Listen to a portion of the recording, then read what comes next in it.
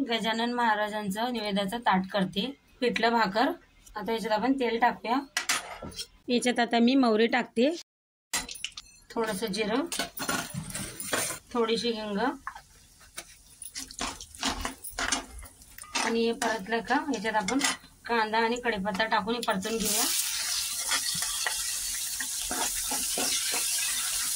आणि इथे मी हिरवी मिरची आणि लसूण असं जाडसरच ठेचून घेतलं खलबत्त्यात, हे पण टाकूया आणि आता परतून घ्यायचं आपल्याला चांगलं। आता कांदा परतला का याच्यामध्ये आपण हळद टाकूया थोडीशी आणि हे पण असं परतून घेऊ सगळं। त्याच्यात पाणी टाकूया,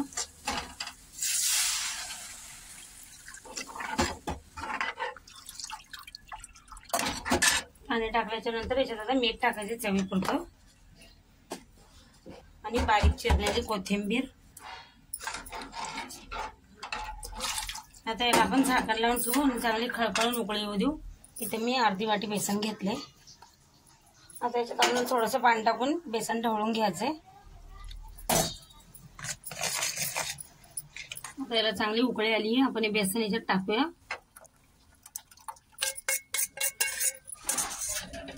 आणि आपण याला आता 7-8 मिनिटं असं शिजवून घेऊ। हे बघा मस्त झालं आता पिठलं आपण। आता याच्यात थोडीशी वरतून अजून कोथिंबीर टाकूया आणि हे काढून घेऊ।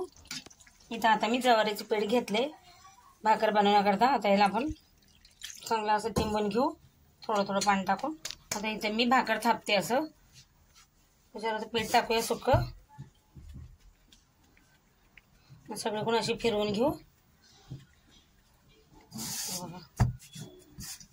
आणि अशी जाड पातळ जशी तुम्हाला लागते अशी भाकर थापायची। इथं आता भाकर टाकूया तव्यावर आणि पाणी लावून घेऊ, चारी बाजूने पाणी लावून घ्यायचे सगळीकडून चौकडून किनाऱ्यांना बी। भाकर चांगली आता पलटून अशी शेकून घेऊ चांगली। आता आपण पलटून घेऊया आणि इकडून पण चांगली अशी शेकून घेऊ। तयार आहे गजानन महाराजांच्या निवेदाचं ताट। रेसिपी आवडली असेल तर चॅनलला सबस्क्राईब करा, लाईक करा।